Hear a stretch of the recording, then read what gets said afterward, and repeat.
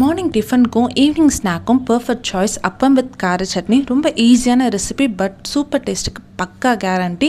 வாங்க இந்த டிஃபன் காம்போவை இன்றைக்கி நம்ம செஞ்சு பார்க்கலாம்.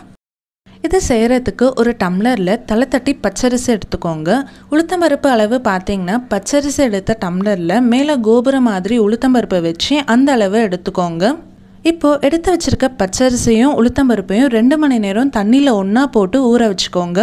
மிக்ஸி ஜாரில் ஊற வச்சு எடுத்ததை போட்டு அது கூட ஒரு பொடி அளவு கட் பண்ண தேங்காய் துண்டு, தேவையான அளவு உப்பு, தேவையான காய்ச்சின பால் சேர்த்து நைஸாக நல்லா மாவை அரைச்சி எடுத்துக்கோங்க.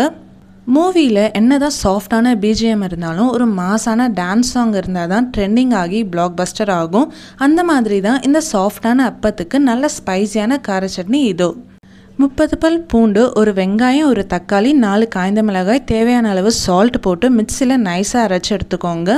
கடாயில் ஆயில் போட்டு கடுகு கருவேப்பிலை தாளித்து நம்ம அரைச்சி வச்சுருக்க சட்னியை சேர்த்து பச்சை வாசனை போகிற வரைக்கும் நல்லா ஆயிலே வதக்கணும். இது நல்லா வதங்கி ஆயிலெல்லாம் மேலே வந்த உடனே நமக்கு சூப்பரான கார சட்னி ரெடி.